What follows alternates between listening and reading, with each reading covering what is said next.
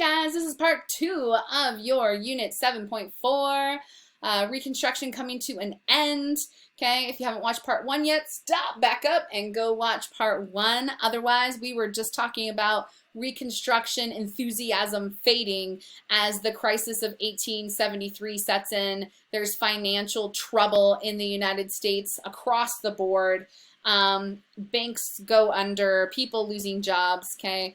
And people's attention focuses on themselves, their own families, and their own households, and less about equal rights and African American issues and things going on, you know, in the South as a whole for Reconstruction. And so the enthusiasm about Reconstruction is going to start to fade around 1870 or so, but it's not when it ends. It drags on till 1877, but it's not going to be as big of an impact as those first 5 years of Reconstruction. All right, draw a line underneath everything you just wrote all the way across your page. And don't forget to highlight, highlight, highlight. I see a lot of purple there. Here we go. Of course, there's a video clip, you guys. Make sure you take a look at that. All right, so in 1876, after Grant has served 2 terms, and now you guys have grown up in an era where that's all he could serve, right? People can't be president for more than 8 years anymore consecutively, and yet back then that wasn't the law yet. So he could have gone through for a 3rd term, but man, his sights were on retirement. He had lost popularity over time, especially with the financial crisis. Even really throughout a lot of his 2nd term, he was seen doing a lot of leisurely kind of things. Like, he was just done, man. He'd been the head general, right? One of the head generals for the Union and president in this huge mess of Reconstruction. And so, yeah, he's out. So we get to 1876, and we are looking for the 19th president of the United States. And it is a race between a guy named Samuel Tilden, who's a Democrat, and Rutherford B. Hayes, who is a Republican. Okay? And it is an extremely close race. Like, so close, especially back then without voting technology, you know, done on computer, but by hand-counted vote.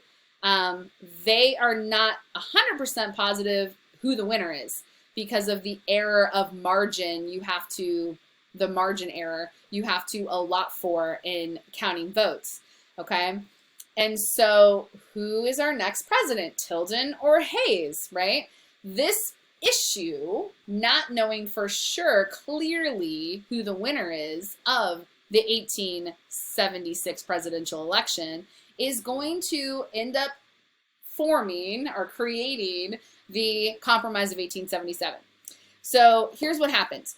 The Republicans and the Democrats make a deal. Okay? Hey, Republicans, we will let Rutherford B. Hayes, a Republican, win this presidential election that's too close to call. So you guys, Republicans, are going to get the next president, Hayes. However, hello, we're conceding the presidency, says the Democrats. So, of course, we want something in return. Okay? And so the rest of the Compromise of 1877, because really it's 2 parts. Part 1 is Hayes, Republican guy, gets to become the next president. But part 2 is the rest of the compromise. What do the Democrats get for doing that? Okay, 1, hey, federal troops that have been down in the South, all these carpetbaggers down there, right, in the nose of all Southern business all the time, they need to be gone. Okay, we're out past 10 years since the Civil War ended. We're tired of U.S. troops down South. They need to be gone. Them doing this, in essence, ends Reconstruction. Okay, so in 1877, Reconstruction officially is going to end because the federal troops are pulled out of the ex-Confederacy, right, by the North, and the South is free to go about their business. Okay, additionally, Compromise of 1877 says, hey, you, government, need to provide land grants and loans and funds to help us out because, again, it's 10 years after the Civil War has taken place, and down South is still like decimated in many portions of the South with, you know, all of the casualty war brought to the land.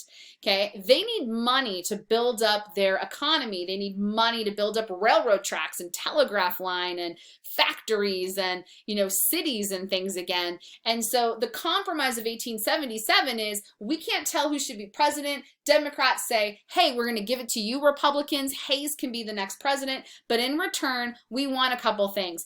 Get the government out of the South, all the military troops, ending Reconstruction. And hey, you need to give us money, okay? Because we need to start fixing the South up. Really, very little has been done at this point, and it's been 10 years, okay? So this compromise goes through, it becomes a thing, and that is the compromise of 1877, okay? Does it go perfectly? No. Like, Hayes is supposed to appoint some Democrats. He's going to, but he's going to appoint ones that at least, you know, sometimes will agree with him. Democrats are going to promise that African Americans will get their civil and political rights in the South. Hey, if you pull out the troops, we promise we are still going to treat African Americans with respect and equality. Do you think that's what happens? Yeah, not so much, right?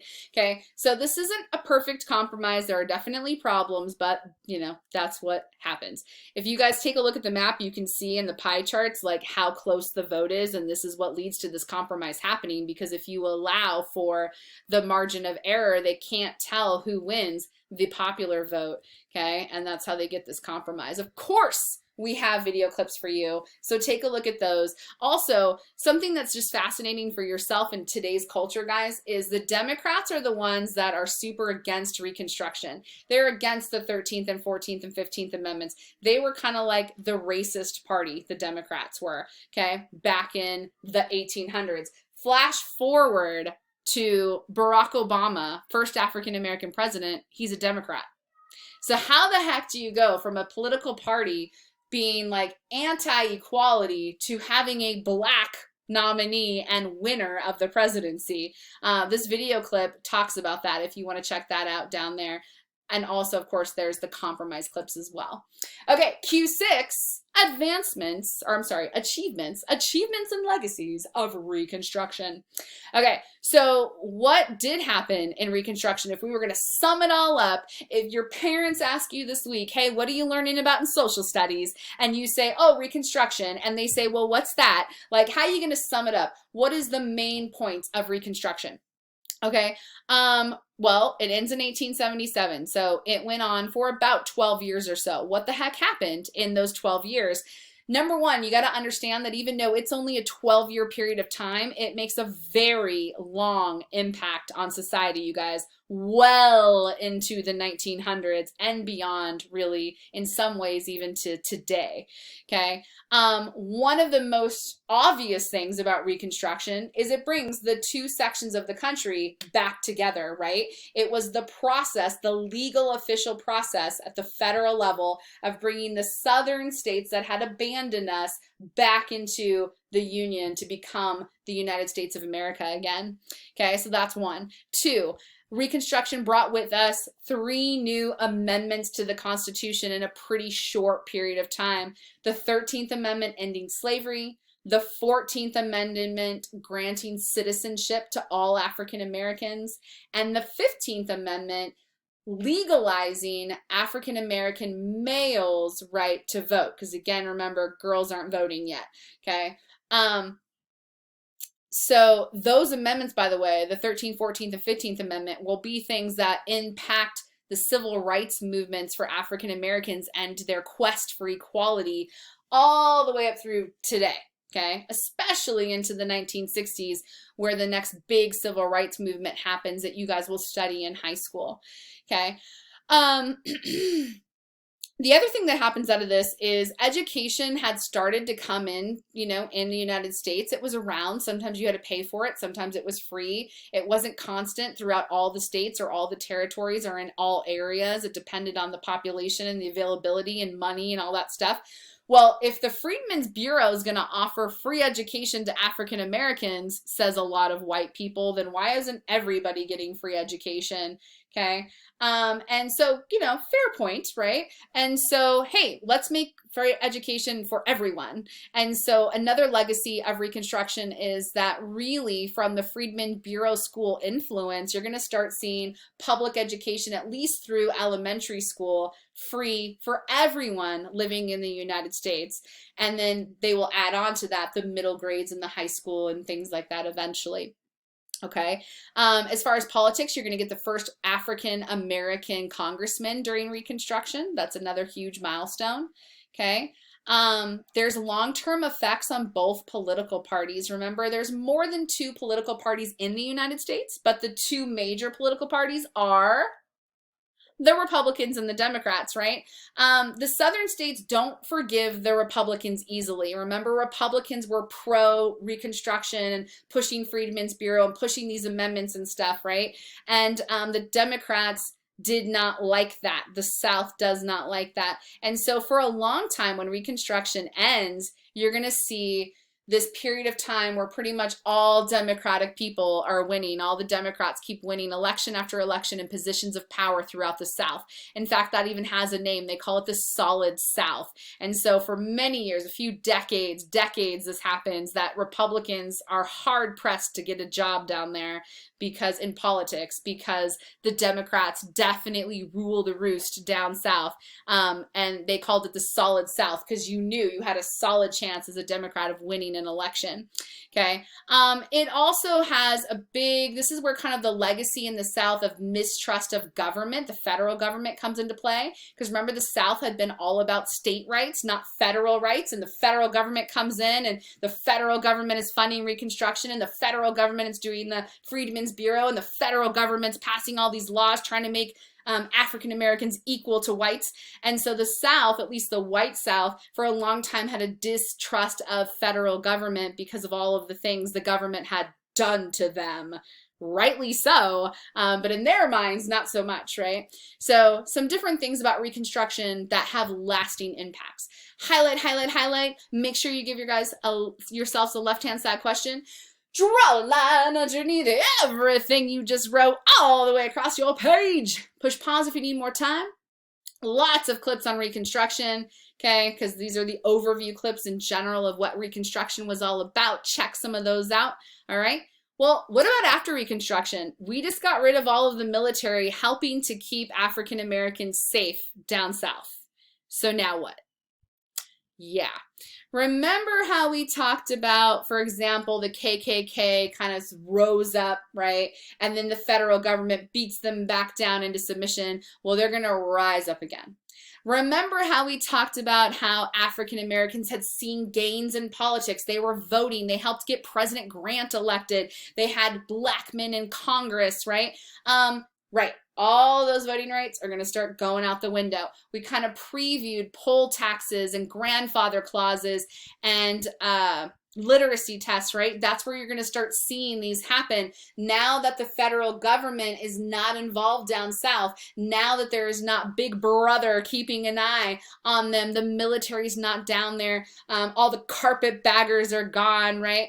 Who's keeping an eye on the South, making sure they're minding their P's and Q's? The South. The South is keeping an eye on the South. And the South is going to protect their own interests that all these Democrats come into power in the South. And so poll taxing will explode and literacy tests will explode and grandfather clauses will explode and more black codes, are just going to be, come all over the place because they can get away with it. They don't have the Northerners watching over every little move they make in every little county in every state in the South. Okay. And so another kind of law that pops out of this time period is something called Jim Crow laws. So black codes were things that stopped African Americans from getting, equal rights and equality. That's one type of law that was super racist. Okay. Another type of law that will start in the era after Reconstruction, okay, is called Jim Crow laws. Jim Crow laws are all laws that have to do with segregating people. Hey, blacks, you have to use this entrance, only whites can use this entrance. Hey, blacks, you have to sit at the back of the train. Whites, you can sit at the front of the train. Hey, blacks, you can't use this drinking fountain. Only white people can use this drinking fountain. Hey, blacks, you have to go to this hospital. You're not allowed at the white person's hospital. So it's segregating people apart, guys. Okay, African Americans had special entrances and special facilities for them and were often not allowed in a lot of places. And whites had better entrances and places and access to anything that they wanted. Okay, we'll continue to discuss Jim Crow and everything else in this when we get to the next part. I'll see you when you're ready to watch.